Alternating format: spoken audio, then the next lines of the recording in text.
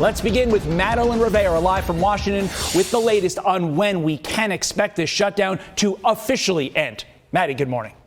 Good morning, Todd. Well, the vote the Senate took overnight is the first step in a series of procedural maneuvers. And of course, the House will have to vote on the package, too. So it will take a few more days before the government reopens. But Sunday's vote was the first clear sign that a bipartisan deal had been reached after a roughly 40-day stalemate.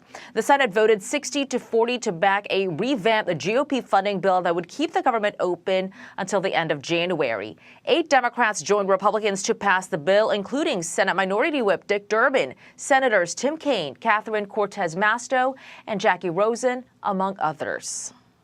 This is the beginning to show and fight for Americans across the country.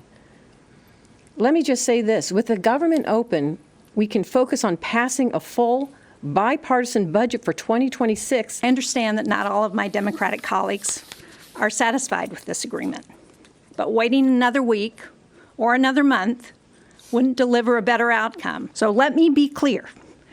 No one in the Senate chamber wants to extend the ACA tax credits more than I do. I joined this group to make sure that we could get important protections for federal employees. And what we have in this bill is the restoration of all the furloughed employees and a guarantee of their back pay. So despite them touting what they did get, these Dems are facing criticism from their party because the package does not include a deal on Obamacare subsidies. It only includes a guarantee on a vote for the tax credits, far from what progressives and Senate Minority Leader Chuck Schumer had pushed for. Tonight, 8 Democrats voted with the Republicans to allow them to go forward on this continuing resolution. And to my mind, this was a very, very bad vote. We got a lot. Bernie Sanders, Chuck Schumer, AOC, and all of the rest of these Democrats outside of the 8 that broke was willing to let our air safety continue to be compromised. They were willing to let our government employees continue to go without a paycheck. And all they did over this last 40 days was embarrass themselves.